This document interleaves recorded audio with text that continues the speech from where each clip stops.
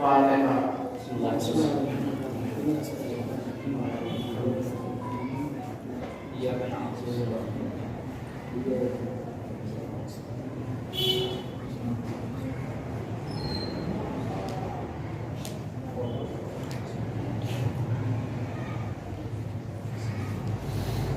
لا حول ولا قوة إلا بالله العلي العظيم.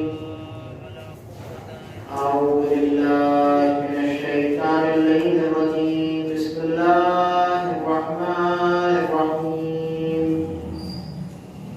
الحمد لله رب العالمين والصلاة والسلام على سيد الأنبياء والمرسلين سيدنا ونبينا وشفيع المهتدين أبي القاسم المصطفى محمد. صل على محمد وآل محمد. ثم الصلاة والسلام على أهل بيته الطيبين الطاهرين المعصومين المظلومين. ولعنة الله على أعدائهم وقتلتهم وغاصبي حقوقهم ومنكري فضائلهم ومصائبهم عليه أجمعين. أما بعد، قال الله تبارك وتعالى في كتابه الكريم وقوله الحق. بسم الله الرحمن الرحيم. وإذ ابتلى إبراهيم ربه بكلمات فأتمهن قال إني جاعلك للناس إماما قال ومن ذريتي قال لا ينال عهد الظالمين. اللهم صل على محمد وآل محمد وعجل فرجهم. عزیزان گرامی، شہزادی کونین کی شہادت سے متعلق جو مجلسوں کا سلسلہ شہر آزاد شہر لکھنؤ کو منعقد ہے، روایات کے اعتبار سے 75 دن اور 95 دن کی روایات علماء کی نگاہوں کے سامنے سے گزری ہیں جو ہم تک پہنچی ہیں. جس میں کہا جاتا ہے کہ پیغمبر کی وفات کے 75 دن کے بعد شہزادی کونین کی شہادت واقع ہوئی.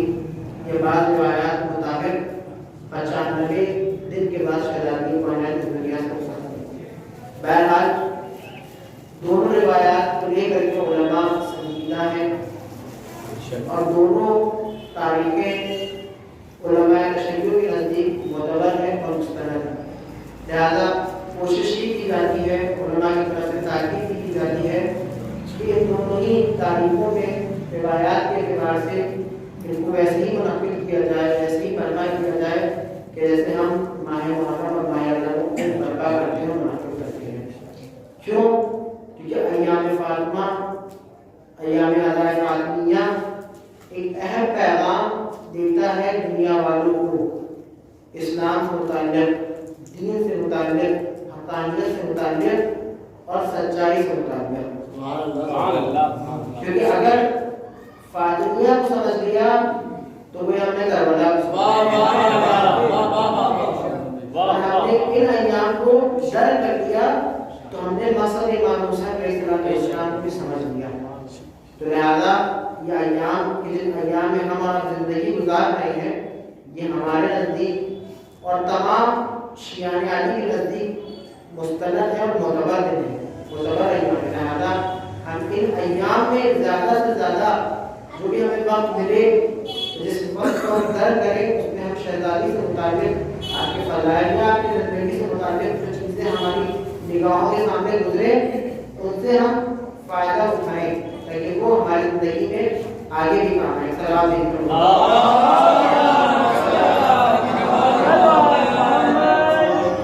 میں اپنے موضوع کی طرف واپس آنا چاہتا ہوں. جس آیت کریمہ کو میں نے اس مجلس کا عنوان سخن قرار دیا ہے، خدا اپنے مطابق اس آیت میں ارشاد فرما رہا ہے وَإِذِ ابْتَلَىٰ إِبْرَاهِيمَ رَبُّهُ بِكَلِمَاتٍ. اے محمد، اے میرے حبیب، اے پیغمبر، یاد کرو اس وقت کو جس وقت ہم نے ابراہیم کا امتحان دیا اور ابراہیم نے اس امتحان کو پورا کیا. تو ہم نے ابراہیم کو منصب امامت کے اوپر فائز کیا، یہ قرآن کی آیت ہے۔ اب جب جناب ابراہیم کو منصب امامت مل گئی ہے، منصب امامت کے اوپر فائز ہو گئے ہیں، تو قرآن کی اگلی آیت جناب ابراہیم سوال کرتے ہیں خداوند متعال سے، بار رہا قالا ومن ذریتی، یہ منصب، یہ عہدہ، یہ مقام جس کے اوپر تو نے مجھ کو فائز کیا ہے، کہ یہ میری نسل میں منتقل ہو سکتا ہے، کہ میری اولاد کو بھی یہ منصب مل سکتا ہے، عہدہ مل سکتا ہے، منصب امامت کی بات ہو رہی ہے۔ اب خداوند متعال جواب کیا دیتا ہے جناب ابراہیم کو، قالا لا ینال عہد الظالمین، اے ابراہیم خبردار، اس عہدے کے اوپر، اس منصب کے اوپر ہرگز کوئی ظالم فائز نہیں ہو سکتا۔ عزیزان گرامی، کیوں میں نے اس آیہ کریمہ کو اس مجلس کو ہمارے شکر قرار دیا؟ دیکھیے کیونکہ بات یہاں پہ حضرت فاطمہ زہرا سلام اللہ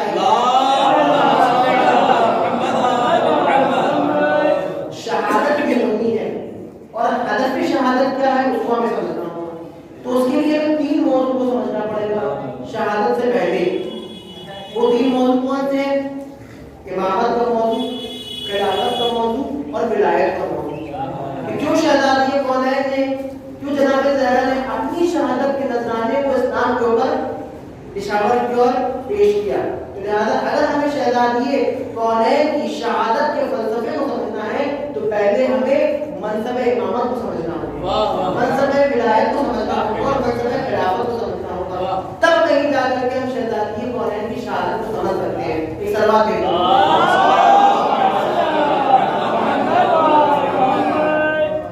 خداوند متعال قرآن مجید میں واضح طور سے کہہ چکا ہے کہ منصب امامت کے اوپر کوئی ظالم فائز نہیں ہو سکتا۔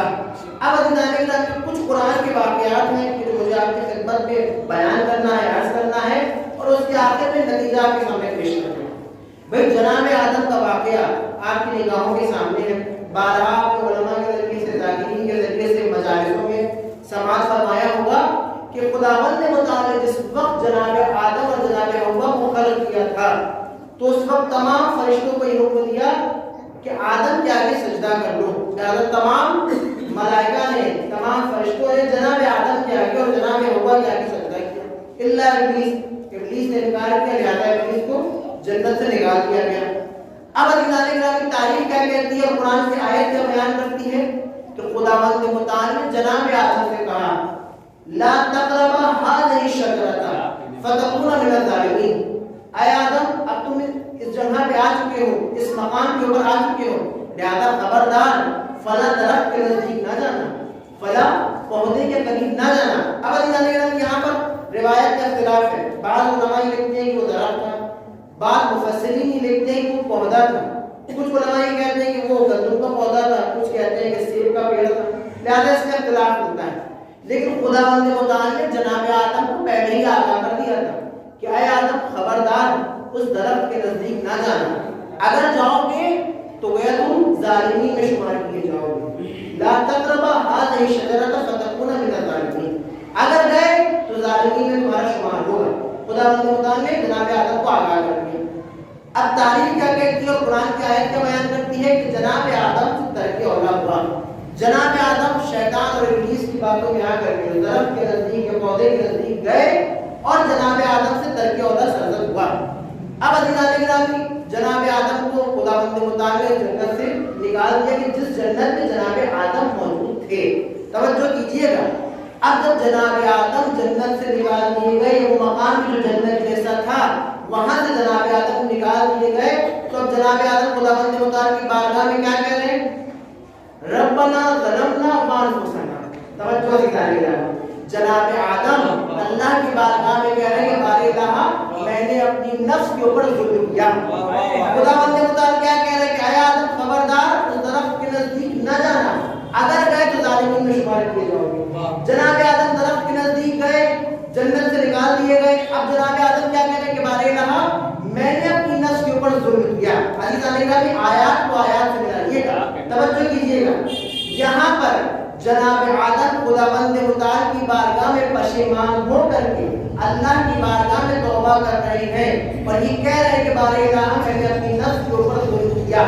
عزیزان گرامی جنت یا وہ جنت جیسا مقام کہ جہاں پر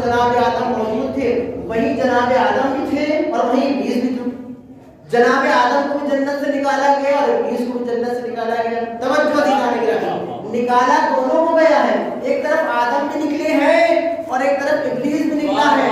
آدم کو بھی زمین میں بھیجا گیا ہے اور ابلیس کو بھی زمین میں بھیجا گیا ہے. لیکن دلانے گیا فرق کیا ہے؟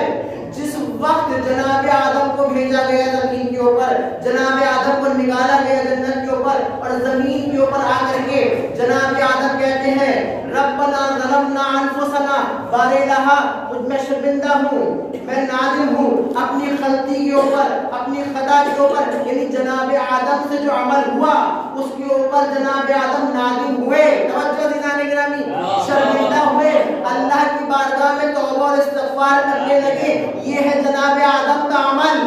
بھائی توجہ, یہ ہے جناب آدم کا عمل. لیکن دوسری ہی طرف ابلیس کو بھی نکالا گیا اور جب ابلیس زمین کے اوپر آیا تو ابلیس کیا کہتا ہے کہ بار الہ تو نے مجھے گمراہ کیا تھا. توجہ دلانے گرامی, تو نے مجھے گمراہ کیا تھا, جس کے نتیجے میں زمین پہ آیا. اب سمجھ میں آیا کہ رحمان اور شیطان میں کیا فرق ہوتا ہے.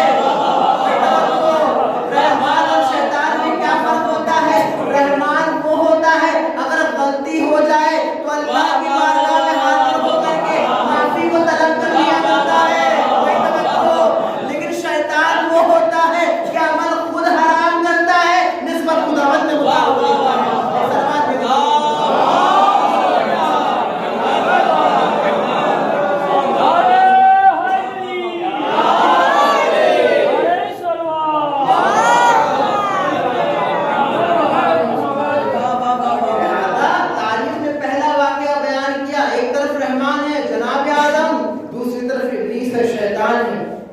اپنے عمل کی نسبت خداوند متعال کو دے رہا ہے, اپنے برے عمل کی نسبت اللہ کو دے رہا ہے کہ بار الہ تو نے مجھے گمراہ کیا کہ جس کی بنا کے اوپر میں زمین کے اوپر آ گیا. لیکن جناب آدم وہ ہے کہ جن سے غلطی ہو چکی ہے, ترکے والا ہو چکا ہے, لیکن زمین کے اوپر آ کر کے کہہ رہے ہیں کہ بار الہ میں نے اپنی نفس کے اوپر ظلم کر لیا, میں شرمندہ ہوں, میں نادم ہوں. اب یہاں پر لوگ یہ کہتے ہیں کہ جناب آدم سے ترک اولا ہو گیا, جناب آدم سے گناہ ہو گیا, جناب آدم کو نکال دیا گیا اور زمین پہ بھیج دیا گیا. لیکن عزیزان گرامی, اگر آپ قرآن کی آیت کے اوپر غور کیجئے تو قرآن کی آیت تو کہہ رہی ہے کہ ہم آدم کو زمین والوں کے لیے خلیفہ بنا رہے ہیں یا زمین پہ خلیفہ بنا رہے ہیں. وَإِذْ قَالَ رَبُّكَ لِلْمَلَائِكَةِ إِنِّي جَاعِلٌ فِي الْأَرْضِ خَلِيفَةً, زمین پہ آدم کو خلیفہ بنا رہے. یعنی خداوند متعال پہلے بتا چکا ہے کہ آدم جو خلیفہ بن رہے وہ آسمان میں نہیں بن رہے ہیں بلکہ زمین کے لیے خلیفہ بن رہے ہیں. یعنی آدم کا آخر زمین ہے, آدم کو زمین پر ہی بھیجا جائے گا. اب یہاں پر آ کر کے لوگ یہ کہتے ہیں کہ جناب آدم نے تو گناہ کر دیا, جناب آدم نے تو بہت بڑی غلطی کر دی, خدا کی نافرمانی کر دی. نہیں عزیزان گرامی, جناب آدم نے نافرمانی نہیں کی, جناب آدم کو زمین پر ہی آنا تھا, جناب آدم کو زمین پر ہی آنا تھا. اب یہاں پر جو ظلم کا ترجمہ کیا جاتا ہے, ہماری نگاہوں میں جو ظلم کا ترجمہ کیا جاتا ہے یا ہمارے نزدیک جو ظلم کا ترجمہ کیا جاتا ہے وہ کچھ اور ہے, لیکن معصومین کے نزدیک جو ظلم کا ترجمہ کیا جاتا ہے وہ کچھ اور ہے. بھائی ہمارے نزدیک ظلم کسے کہا جاتا ہے؟ کسی کا حق غصب کر لینا, کسی کو پریشان کرنا, کسی کو ستانا, کسی کو مارنا, یہ ہمارے نزدیک کہلاتا ہے ظلم. لیکن معصوم کے نزدیک ظلم کیا کہلاتا ہے؟ معصوم کے نزدیک ظلم یہ کہلاتا ہے کہ کوئی چیز ہو یا کوئی شے ہو یا کوئی شخصیت ہو, اگر اعلیٰ شخصیت ہے تو اس کو پست مقام پہ بٹھا دیا جائے تو یہ بھی ایک طرح کا ظلم کہلاتا ہے. کوئی توجہ دلانے لگی, عربی میں کہا جاتا ہے وضع الشیء فی غیر محلہ, یہ ایک اعلیٰ چیز تھی, ایک اعلیٰ شخصیت تھی, اس کو پست مقام کے اوپر بٹھا دیا گیا, یہ بھی ایک طرح کا ظلم ہے. تو جناب آدم سے جو ظلم ہوا وہ ظلم لوگوں کے لیے نہیں تھا بلکہ ان کے نفس کے لیے تھا. ایک سلام دیں.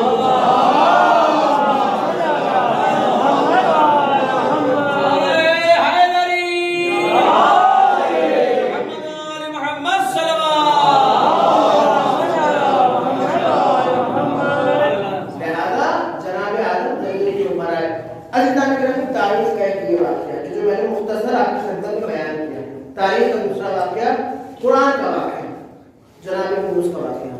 جناب موسیٰ کون ہے؟ جناب موسیٰ معصوم ہے, نبی ہیں، پیغمبر ہیں۔ جناب یونس کی قوم کا نام کیا ہے؟ عاشورہ۔ غالباً عاشورہ نام آیا ہے تاریخ میں، روایت ہے۔ آپ کی قوم کا نام ہے عاشورہ، کہ جو بت پرستی کیا کرتی تھی، بتوں کے آگے سجدہ کیا کرتی تھی۔ اس زمانے میں خداوند متعال نے جناب یونس کو بھیجا رہنما بنا کر، رہنمائی کے لیے، ہدایت کے لیے ہادی بنا کر۔ جناب یونس آئے ان کے درمیان، آنے کے بعد اللہ کے پیغام کو ان کے درمیان عام کیا، بتایا، قوم والوں کو سدھارنے کی کوشش کی، لیکن ہر انسان بت پرستی میں اتنا مشغول ہوا تھا کہ جناب یونس کی بات کو نہیں مان رہا تھا، نہیں سن رہا تھا۔ آخر میں جناب یونس جب تھک گئے، پریشان ہو گئے، اللہ کی بارگاہ میں آنے کے بعد بد دعا کر دی، بارے الہ کی قوم سرکش ہے، یہ بات ماننے والی نہیں قوم ہے، یہ سننے والی قوم نہیں ہے، لہٰذا اپنے عذاب کو نازل کر دی۔ اب تاریخ یہ کہتی ہے کہ ادھر جناب یونس نے بد دعا کی، ادھر وحی الہی نازل ہو گئی، اے یونس آپ نے بد دعا کی ہے، آپ معصوم ہیں، آپ رہنما ہیں، آپ خالی ہیں، لہٰذا کیونکہ آپ نے بد دعا کی، عذاب کا آنا حتمی ہے، عذاب آئے گا، لیکن اس سے پہلے آپ کی قوم والوں کے پاس 3 دن کا وقت ہے، لہٰذا ان سے کہہ دیجیے کہ 3 دن کے اندر اگر انہوں نے اپنے عمل کے اوپر توبہ نہ کی تو ان کے اوپر عذاب نازل دے گا۔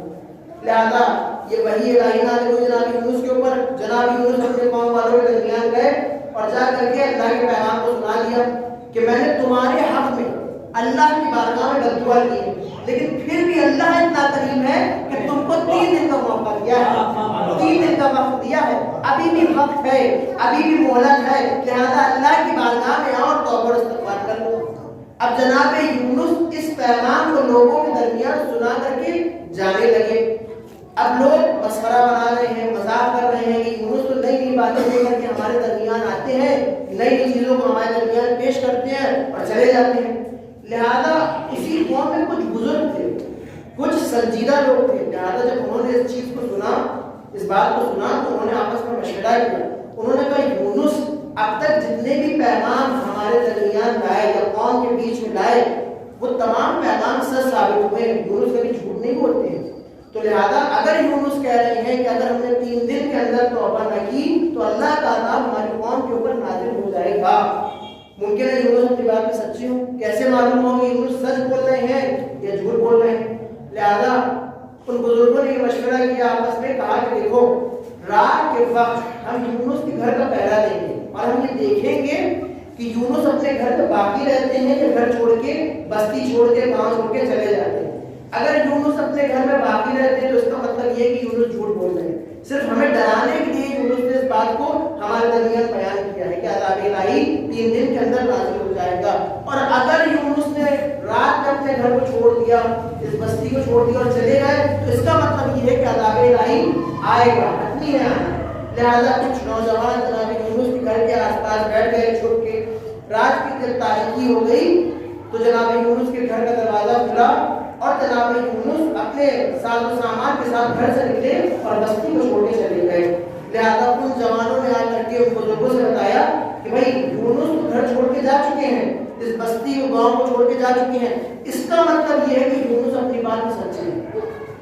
اب بزرگوں نے آپس میں مشورہ کیا اور کہا کہ یونس نے جو چیز ہمارے درمیان آ کر کے پیغام الہی کی شکل میں بیان کی ہے یقیناً وہ سچ ہے، اسی لیے یونس اس بستی کو چھوڑ کے چلے گئے، کہیں ایسا نہ ہو کہ وہ عذاب الہی میں مبتلا ہو جائیں۔ لہذا تاریخ یہ کہتی تمام بستی والوں نے، اب اس بستی میں کوئی نبی موجود نہیں تھا، توجہ دلانے والی، کوئی پیغمبر موجود نہیں تھا، کوئی معصوم موجود نہیں تھا، سب بت پرست تھے، سب گنہگار تھے، لیکن جب وہ جمع ہو گئے اور جمع ہونے کے بعد تمام لوگوں نے ایک ساتھ اللہ کی بارگاہ میں اپنے ہاتھوں کو بلند کیا اور بلند کرنے کے بعد توبہ اور استغفار کرنا شروع کی اور یہ کہا کہ بار الہ جو عذاب نازل ہونے والا ہے اس عذاب کو ٹال دے۔ لہذا ادھر ان گناہگاروں نے اللہ کی بارگاہ میں دعا کی، فوری طور کے اوپر عرش الہی کے اوپر وہ دعا مستجاب ہو گئی، یعنی وہ عذاب جو آنے والا تھا وہ ٹل گیا۔ عزیزان گرامی اسی لیے کہا جاتا ہے کہ جب لوگ جماعت میں جمع ہوں، جب لوگ مساجدوں میں جمع ہو، جب لوگ مجلس اعلیٰ میں جمع ہو تو ایک ساتھ ہاتھوں کو بلند کر کے اللہ کی بارگاہ میں جو دعا کی جاتی ہے وہ استجاب ہوتی ہے۔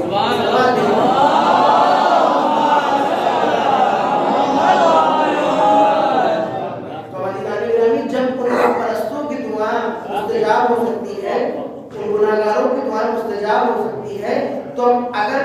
عرش اعلیٰ کے اوپر حسین کے چاہنے والے اور حسین کے عزادار ایک ساتھ مل کے کسی مسئلے کے لیے دعا کرتے ہیں تو وہ مسئلہ ممکن ہی لے کے آتا ہے۔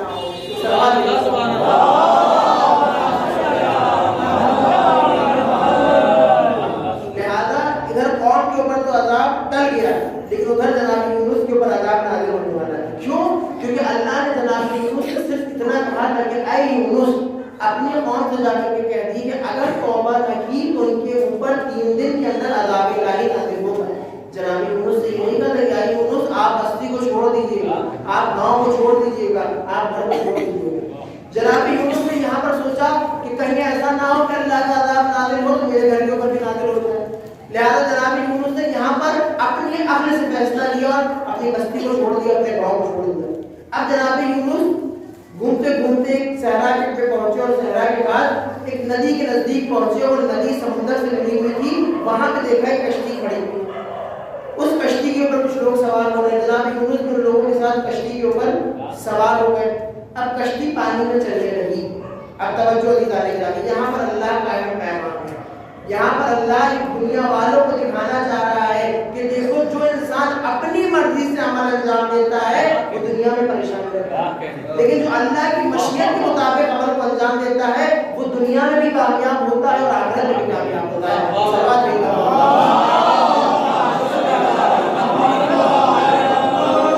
اب یہاں پہ بریکٹ میں بات آ کر کے آپ کی خدمت میں عرض کر دوں، معمولاً ہمارے استخارہ دکھایا جاتا ہے شادی کو لے کر کے، کاروبار کو لے کر کے، دوسری چیزوں کو لے کر کے۔ اب یہ ہوتا ہے کہ استخارہ منع ہے، مولانا نے کہا کہ استخارہ منع ہے، لیکن مولد تو اچھا ہے، لڑکا تو اچھا ہے، لڑکی تو اچھی ہے، جو گھر لے رہے وہ گھر تو اچھا ہے، لہٰذا استخارہ منع ہے تو کیا ہوا، پھر بھی ہم اس عمل کو انجام دیتے ہیں۔ اب عزیزان یہیں پر خداوند متعال انسان کا امتحان لیتا ہے۔ تم نے پہلے رائے کی خدا کی، اللہ کی رائے نے استخارہ دکھوایا، اب استخارہ جب دکھوا دیا تو جو اللہ کی مرضی آئی اس کے اوپر عمل کرو۔ لہٰذا اگر انسان عمل نہیں کرتا اور اپنی عقل چلاتا ہے تو پھر وہ دنیا میں بھی پریشان رہتا ہے اور آخرت میں بھی پریشان رہتا ہے۔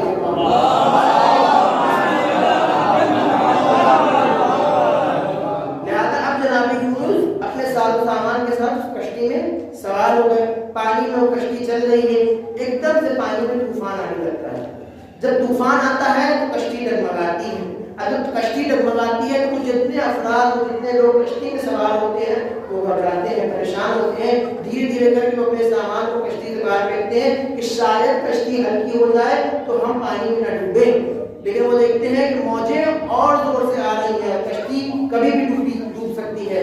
لہذا اس میں سے ایک بزرگ نے یہ کہا کہ وہ نہ ہو کوئی ایسا غلام اس کشتی پہ سوار ہے جو اپنے آقا سے فرار ہو کر کے آئے۔ اب جیسے ہی جناب یونس نے یہ جملہ سنا فوری طور پر جناب یونس نے کہا وہ غلام میں ہی ہوں جو اپنے آقا کی مرضی کے بغیر اس کشتی میں سوار ہوا ہے۔ اور جیسے ہی لوگوں نے سنا جناب یونس کو اٹھایا اور پانی کے اندر پھینک دیا۔ ادھر جناب یونس پانی میں جاتے ہیں، خداوند متعال نے مچھلی کے اوپر وحی کو نازل کیا کہ اے مچھلی یونس کو نگل جا۔ اب وہ مچھلی آتی ہے اور جناب یونس کو نگل جاتی ہے۔ 10 دن نہیں، 20 دن نہیں، بلکہ 40 دن جناب یونس شکم ماہی کے اندر رہے، مچھلی کے پیٹ کے اندر رہے۔ اب جب جناب یونس کو دھیرے دھیرے یہ احساس ہونے لگا اور یہ سمجھ گئے کیونکہ میں نے ترک اولا کیا، اللہ کی مرضی کے بغیر، اللہ کے حکم کے بغیر میں نے اپنی بستی کو چھوڑا، میں نے اپنی امت کو چھوڑا، میں نے اپنے گھر کو چھوڑا، لہذا اب جناب یونس اللہ کی بارگاہ میں مچھلی کے پیٹ کے اندر، شکم ماہی کے اندر توبہ استغفار کرنا شروع کر دیتے ہیں۔ لا الہ الا انت سبحانک انی کنت من الظالمین۔ اب عزیزان گرامی یہاں پر جناب یونس کیا کہہ رہے ہیں کہ بارے الہ مجھے معاف کر دے، پروردگار مجھے معاف کر دے، میں نے اپنی نفس کے اوپر ظلم کیا۔ توجہ عزیزان گرامی، میں نے اپنی نفس کے اوپر ظلم کیا۔ وہاں آدم کہہ رہے تھے میں نے اپنی نفس کے اوپر ظلم کیا، یہاں یونس کہہ رہے ہیں میں نے اپنی نفس کے اوپر ظلم کیا۔ آدم بھی نبی تھے، آدم بھی معصوم تھے، یونس بھی نبی تھے، یونس بھی معصوم تھے۔ توجہ عزیزان گرامی، اب خداوند متعال قرآن مجید میں کیا کہتا ہے؟ خداوند متعال قرآن مجید میں یہ کہتا ہے کہ اگر یونس شکم ماہی کے اندر رہ کر اپنے عمل کے لیے توبہ اور استغفار نہ کرتے تو قیامت تک یونس کو ہم زندہ رکھتے، قیامت تک اس مچھلی کو بھی ہم زندہ رکھتے. یعنی اگر یونس کو اپنے عمل کا احساس نہ ہوتا، اپنی غلطی کا احساس نہ ہوتا، اپنی خطا کا احساس نہ ہوتا تو خداوند متعال یونس کو بھی قیامت تک زندہ رکھتا اور اس مچھلی کو بھی قیامت تک زندہ رکھتا. اب عزیزان گرامی کہہ لینے دیجئے، جو لوگ شیعوں سے یہ سوال کرتے ہیں کہ تم کیسے کہتے ہو کہ تمہارا زمانہ کا امام آج بھی زندہ ہے، جو سوال کرتے ہیں میں ان سے کہنا چاہوں گا کہ جاؤ قرآن کی آیت کو پڑھو. خداوند متعال کہہ رہا ہے کہ اگر یونس توبہ نہ کرتے تو قیامت تک یونس بھی زندہ رہتے اور وہ مچھلی بھی زندہ رہتی. تو جو خدا قیامت تک یونس کو باقی رکھ سکتا ہے اور اس مچھلی کو باقی رکھ سکتا ہے تو وہ ایک امام کو کیوں نہیں باقی رکھ سکتا؟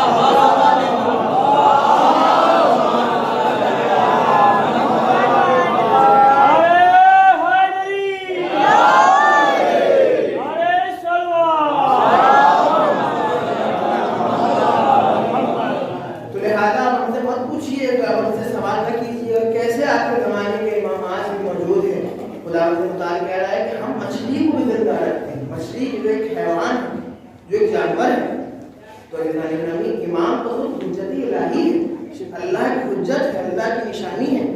لہذا جس طریقے سے خداوند متعال نے جناب عیسیٰ کو باقی رکھا اسی طریقے سے خداوند متعال نے ہمارے زمانے کے امام کو بھی آج ہی پردہ غیب کر کے باقی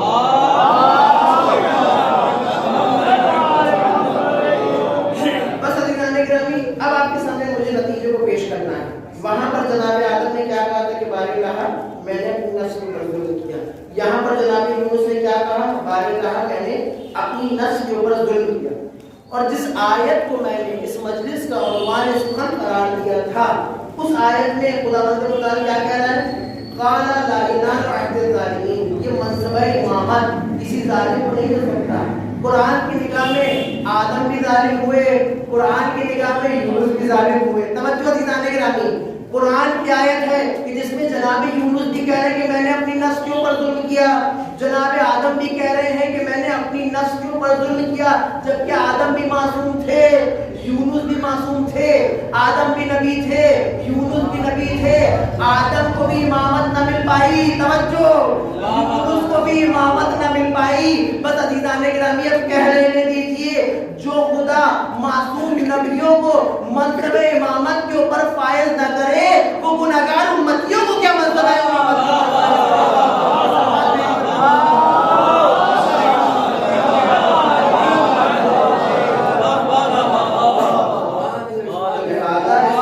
مسلمان دیکھیں غور کریں. جس کو لا کر کے تخت خلافت کے اوپر بٹھا چکے تھے اور یہ کہہ رہے تھے کہ یہ امت کے رہنما ہیں، امت کے خلفاء ہیں، امت کے امام ہیں. عزیزان گرامی تاریخ میں بہت سارے واقعات ہمیں ملتے ہیں لیکن کچھ واقعات ایسے ہیں کہ جو استدلال کے اوپر دلالت کرتی ہے، دلائل ان کے ذریعے سے ثابت کیے جاتے ہیں، دلیلیں دی جاتی ہیں تاکہ لوگوں کی عقلیں روشن ہو جائیں، لوگوں کو ان کے جواب مل جائیں. علامہ امینی کا نام آپ حضرات نے سنا ہوگا. علامہ امینی نے الغدیر لکھی، لکھنؤ کی تشریف لائے تھے، لکھنؤ میں رہے تھے 6 مہینے. آپ نے 12 جلدیں الغدیر کی لکھی ہیں کہ جس میں مولا کائنات کی ولایت کو آپ نے ثابت کیا کتاب اہل سنت سے. علامہ امینی جب تحقیق کے ارادے سے مکے گئے تو تمام وہابی مولویوں کو، مفتیوں کو پتہ چل چکا تھا کہ امینی آئے ہوئے ہیں عراق سے. لہذا وہ تمام مفتی، تمام مولوی وہابی وہ سب جمع ہو گئے. انہوں نے ایک جشن رکھا اور اس جشن میں علامہ امینی کو بھی دعوت دی. حکومتی اعتبار سے بر وہاں پہ حاکم بھی تھا اور یہ تمام مفتی اور مولوی بھی جمع تھے سعودی عرب میں. علامہ امینی آئے اور آنے کے بعد اب یہ مفتی یہ چاہتے تھے کہ ہمارے ساتھ اتنے علماء موجود ہیں، اتنے مفتی موجود ہیں، اتنے مولوی موجود ہیں، لہٰذا امینی ایک ہے، اچھا موقع ہے ان کو ذلیل کرنے کا، موقع بہت اچھا ہے مناظرہ کرنے کا. لہٰذا اس وقت علامہ امینی سے یہ کہا ہم آپ سے مناظرہ کرنا چاہتے ہیں. علامہ امینی نے کہا کہ میں یہاں آیا ہوں تحقیق کے ارادے سے، نہ تم سے مباحثہ کرنے آیا ہوں، نہ مناظرہ کرنے آیا ہوں، نہ بحث کرنے آیا ہوں. تم نے مجھے دعوت بلایا تھا، میں دعوت پہ آ گیا. لہٰذا اگر ارادہ تمہارا مناظرہ کرنے کا ہے، مباحثہ کرنے کا، میں نہیں کرنا چاہتا. امینی سے یہ کہا کہ اچھا ٹھیک ہے، آپ مناظرہ نہیں کرنا چاہتے، مباحثہ نہیں کرنا چاہتے، بحث نہیں کرنا چاہتے، تو ہم یہ چاہتے ہیں کہ آپ کوئی ایسی حدیث کو بیان کریں کہ جو آپ کے نزدیک بھی معتبر ہو، ہمارے نزدیک بھی معتبر ہو۔ اب وہ مفتی یہ چاہ رہے تھے، وہابی مولوی یہ چاہ رہے تھے اگر علامہ امینی نے کوئی ایسی حدیث اہل بیت کی شان میں بیان کی کہ جو ضعیف ہوگی تو لہٰذا یہیں پر آ کر کے ہم علامہ امینی کو دلیل کر دیں۔ وہ موقع ہی ڈھونڈ رہے تھے اور یہ کہا کہ کوئی ایسی حدیث ہو کہ جو ہمارے نزدیک بھی معتبر ہو، مستند ہو، اور آپ کے نزدیک بھی معتبر ہو، مستند ہو۔ لہذا اس وقت علامہ امینی نے پیغمبر اکرم حضرت محمد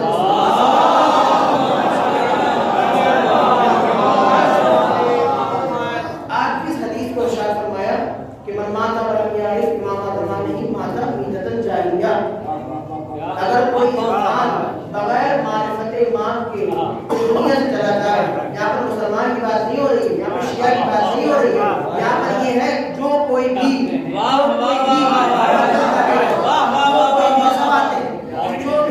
بغیر معرفت امام کے دنیا سے چلا جائے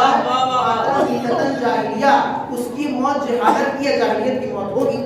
اب عزیزان گرامی، وہ تمام مفتی کہ جو یہ سوچ رہے تھے کہ ہم علامہ امینی کو اپنی دعوت پہ بلا کر کے اپنی جگہ کے اوپر ذلیل کریں گے، لہذا جیسے ہی علامہ امینی نے اس حدیث کو پڑھا تمام مفتی خاموش، تمام مولوی خاموش، تمام مفتی علامہ امینی کے چہرے کو دیکھنے لگے۔ اب علامہ امینی کہتے ہیں کہ میں تم سے ایک سوال کرنا چاہتا ہوں، میں تم سے ایک چیز پوچھنا چاہتا ہوں۔ وہ چیز یہ ہے، میں نے حدیث تو پڑھ دی اور یہ حدیث تمہارے نزدیک بھی معتبر ہے اور ہمارے نزدیک بھی معتبر ہے، تمہارے نزدیک بھی مستند ہے، ہمارے نزدیک بھی مستند ہے، لیکن اس میں ایک سوال ہے۔ سوال یہ ہے کہ تم بھی مانتے ہو کہ اگر کوئی انسان بغیر معرفت امام کے اس دنیا سے چلا گیا تو اس کی موت جہالت کی موت ہوگی۔ اب ذرا مجھ کو یہ بتا دو کہ جس زمانے میں حضرت زہرا موجود تھی، جس زمانے میں حضرت زہرا موجود تھی، اس زمانے میں حضرت زہرا کا امام کون تھا؟ علامہ امینی نے ایک سوال کیا، وہ تمام مفتی جو جمع ہوئے تھے علامہ امینی کو دلیل کرنے کے لیے، علامہ امینی کے ایک سوال نے تمام مفتیوں کو دلیل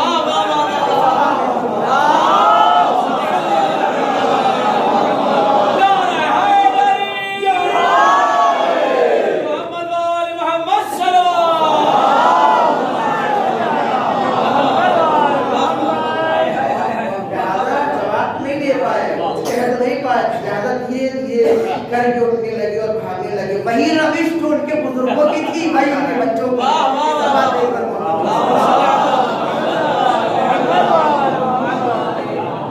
لہذا اس وقت علامہ امینی نے بتا دیا کہ دیکھو اگر تم نے شہزادی کونین کے امام کے بارے میں بتا دیا تو تم نے اسلام کے بارے میں بتا دیا، تم نے دین کے بارے میں بتا دیا۔ عزیزان گرامی، شہزادی کونین کی جو شہادت جس کے اوپر گفتگو ہو رہی ہے اور مجالس سے ہو رہی ہے، اگر آپ اس کے اوپر غور کریں تو کچھ نوجوان آ کر کے سوال کرتے ہیں، خاص طور سے ایام فاطمیہ میں علماء سے، ذاکرین سے، خطباء سے سوال کیا کرتے ہیں کہ جس وقت شہزادی کونین کی شہادت واقع ہوئی یا شہزادی کونین کے دروازے کے اوپر آگ لگائی گئی، اس وقت علی بن ابی طالب کہاں تھے؟ اس وقت جناب علی کہاں تھے؟ اس وقت مولا علی کہاں تھے؟ تو عزیزان گرامی، جو روایت میں ہے، جو تاریخ میں ہے، خود مولا کائنات گھر کے اندر موجود تھے۔ جس وقت دروازے کے اوپر لکڑیوں کو لگا کے بیٹھ گیا، جس وقت شہزادی کونین کے دروازے پہ آگ لگائی گئی، اس وقت مولا کائنات گھر کے اندر موجود تھے۔ اب سوال کرنے والا یہ سوال بھی کر سکتا ہے کہ اگر مولا کائنات گھر کے اندر موجود تھے تو کیوں نہیں اس وقت سامنے آئے؟ کیوں حضرت زہرا سامنے آئی؟ کیوں حضرت زہرا کے اوپر دروازہ گرایا گیا؟ کیوں حضرت زہرا کے اوپر ظلم کیا گیا جبکہ مولا کائنات موجود تھے؟ یہ سوال کوئی بھی سوال کر سکتا ہے، شیعہ بھی سوال کر سکتے ہیں، غیر شیعہ بھی سوال کر سکتے ہیں، مسلمان بھی سوال کر سکتے ہیں اور غیر مسلمان بھی سوال کر سکتے ہیں۔ اس کا جواب بھی تو ہونا چاہیے۔ یا پھر کیا وجہ تھی، کیا علت تھی کہ مولا کائنات کی حاضری میں، مولا کائنات کی موجودگی میں حضرت زہرا کو شہید کیا گیا، ان کو ظلم کیا گیا اور مولا کائنات خاموش رہے؟ عزیزان گرامی، بہت منطقی گفتگو ہے۔ اگر ہم حضرت زہرا کی شہادت کے فلسفے کو سمجھنا چاہتے ہیں تو ہمیں غور کرنا ہوگا پیغمبر کی زندگی کے اوپر دیکھیں جتنے بھی نبی آئے، جتنے بھی پیغمبر آئے، چاہے جناب موسیٰ ہوں، چاہے جناب عیسیٰ ہوں، چاہے جناب داؤد، جو بھی صاحب معجزہ تھے یا صاحب کتاب تھے یا صاحب شریعت تھے، وہ نبی آتے گئے، معجزات لاتے گئے، اور جیسے ہی وہ اس دنیا سے رخصت ہوئے، کیوں؟ کیونکہ محدود زندگی ہوتی ہے، نبیوں کی زندگی بھی محدود ہوتی ہے۔ جناب نوح کی جو عمر تھی 950 سال کی، یعنی اس کے بعد جناب نوح اس دنیا سے رخصت ہو گئے۔ جناب آدم کی عمر محدود تھی، جناب عیسیٰ کی عمر محدود تھی، جناب موسیٰ کی عمر محدود تھی، لہذا ہر نبی کا ایک دور کا زمانہ تھا، اور اس زمانے کے لحاظ سے اس دنیا سے جاتے گئے، آتے گئے اور جاتے گئے۔ لہذا وہ کتابیں جو اس دنیا میں چھوڑ چکے تھے یا لوگوں کے درمیان دے چکے تھے، لہذا دھیرے دھیرے ان کو تحریف کیا گیا، دھیرے دھیرے ان کو بدلا گیا، توریت کو بدلا گیا، زبور کو بدلا گیا، انجیل کو بدلا گیا۔ اب نوبت قرآن پہ آ گئی، لہذا پیغمبر کی جو عمر تھی وہ محدود تھی، لیکن دین کی جو عمر تھی وہ قیامت تک کے لیے، دین کی جو عمر تھی وہ قیامت تک کے لیے تھی۔ لہذا خداوند متعال نے نبوت کے بعد امامت کے سلسلے کا آغاز کیا۔ اگر آپ کسی بھی نبی کی زندگی کو اٹھا کر کے دیکھ لیے، کسی بھی نبی کے بعد کوئی امام نہیں آیا، لیکن پیغمبر کی زندگی کے بعد، آخری نبی کی زندگی کے بعد جو سلسلہ شروع ہوا ہے وہ امامت کا سلسلہ ہے۔ کیوں؟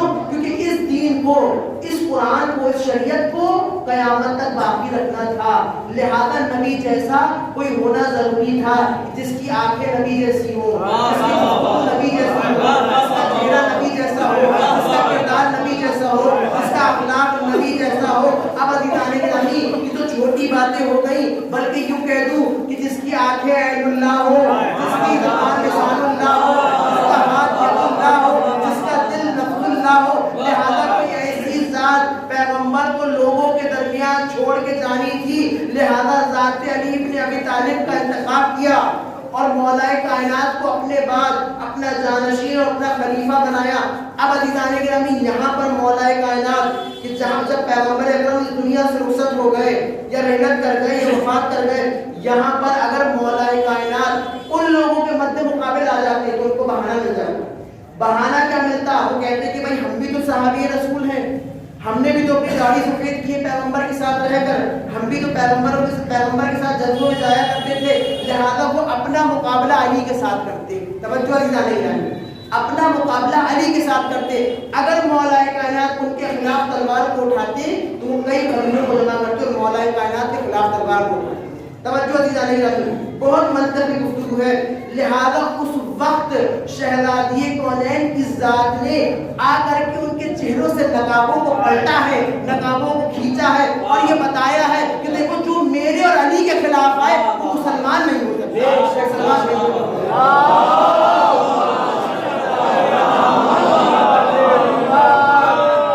لہذا اگر مسلمان ہوتے تو اس بات کے لیے ان کو آگاہی ہوتی کہ 6 مہینے پیغمبر اس در کے اوپر آ کر کے سلام کیا کرتے تھے، اور جب شہزادی کونین کو دیکھتے تھے تو اپنی جگہ پہ کھڑے ہو جاتے تھے، شہزادی کے ہاتھوں کا بوسہ لیتے تھے اور اس مقام پہ شہزادی کونین کو بٹھاتے تھے کہ جس مقام پہ خود بیٹھے تھے۔ 1 دن نہیں کیا پیغمبر نے، 10 دن نہیں کیا، بلکہ 6 مہینے پیغمبر اس در کے اوپر آئے ہیں۔ آنے کے بعد آپ نے فرمایا کہ السلام علیکم یا اہل النبوۃ۔ عزیزان گرامی، پیغمبر اپنی وفات سے پہلے شہزادی کونین کی معرفی مسلمانوں کے درمیان کر رہے تھے، شہزادی کونین کے مرتبے کو بیان کر رہے تھے، عمل کے ذریعے سے بتا رہے تھے۔ فاطمہ کا مقام کیا ہے؟ فاطمہ میرے جگر کا ٹکڑا ہے، جس نے فاطمہ کو ناراض کیا اس نے مجھے ناراض کیا، جس نے فاطمہ کو غضبناک کیا اس نے مجھے غضبناک کیا، جس سے فاطمہ راضی اس سے میں راضی، جس سے میں راضی اس سے خدا راضی۔ یہ جملے پیغمبر کی اس بات کی دلیل ہے کہ جس سے فاطمہ راضی ہوں گی اس سے اللہ راضی ہوگا، اور جس سے فاطمہ غضبناک ہوں گی اس سے اللہ غضبناک ہوگا۔ اب عزیزان گرامی، جس وقت یہ واقعہ ہوا کہ شہزادی کے دروازے کے اوپر آگ کو لگایا گیا، لکڑیوں کو جمع کیا گیا، مولا کائنات موجود تھے، لیکن اگر مولا کائنات آ جاتے تو اس وقت مولا کائنات کے مقابل میں اور فرشتوں کو جمع کیا جاتا اور مولا کائنات کو مخالفت کی جاتی۔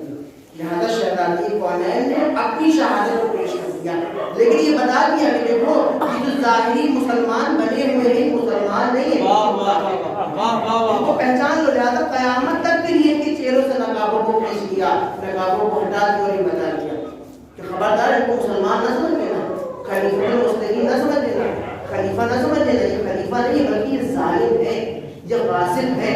اور عزیزان گرامی یہ باغ فدق کا جو واقعہ بیان کیا جاتا ہے، یہ کہا جاتا ہے کہ فدق کا مسئلہ تھا، چھوٹا سا مسئلہ تھا، حل کر لیا جاتا نہیں، عزیزان گرامی مسئلہ فدق کا نہیں تھا، مسئلہ امامت کا تھا، مسئلہ ولایت کا تھا، مسئلہ خلافت کا تھا، مسئلہ دین کو بچانے کا تھا، مسئلہ شریعت کو بچانے کا تھا، مسئلہ قرآن کو بچانے کا تھا۔ کیوں؟ کیونکہ اگر وہ مولا کائنات کی ولایت اور امامت کو ختم کر دیتے تو پھر یہ دین قیامت تک باقی نہ رہتا۔ بھائی توجہ دیدان گرامی، لہذا شہزادی کونین نے اپنی شہادت کو پیش کر کے مولا کائنات کی ولایت کو بھی بچایا، نانا کی رسالت کو بھی بچایا اور قرآن مجید کو بھی بچایا۔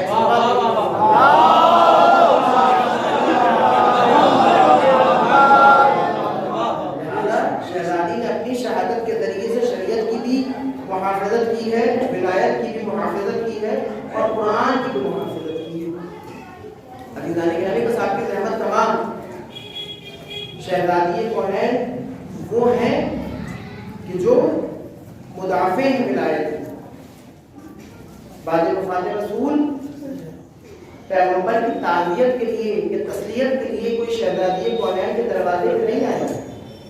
معمولاً آپ نے دیکھا ہوگا معاشرے میں کیا ہوتا ہے، اگر کسی کے گھر میں انتقال ہو جاتا ہے یا کوئی بزرگ اس دنیا سے رخصت ہو جاتا ہے، اہل محلہ کا یہ دستور ہوتا ہے کہ وہ گھر پہ جاتے ہیں اور جو گھر کے چھوٹے ہوتے ہیں یا بچے ہوتے ہیں یا اولادیں ہوتی ہیں ان کو تسلیت پیش کرتے ہیں، تعزیت پیش کرتے ہیں اور افسوس کو ظاہر کرتے ہیں۔ لیکن عزیزان گرامی تاریخ یہ کہتی ہے کہ جس محمد نے اسلام کو پھیلایا، دین کو پھیلایا، اس محمد کی وفات کے بعد فاطمہ کے پاس بھی تعزیت کے لیے نہیں آیا، کوئی تسلیت کے لیے نہیں آیا، کوئی شفقت کے لیے نہیں آیا، کوئی دلاسا دینے نہیں آیا۔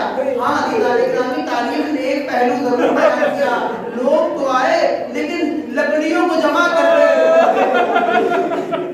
دروازے پر آگ لگا دی گئی۔ تاریخ یہ کہتی ہے کہ بعد وفات رسول مولا کائنات کی ولایت کو غصب کیا گیا اور باغ فدق کو چھینا گیا، تو شہزادی کا دستور یہ تھا کہ شہزادی کو سر کے اوپر چادر کو رکھا، ایک طرف حسین کی انگلی کو تھاما،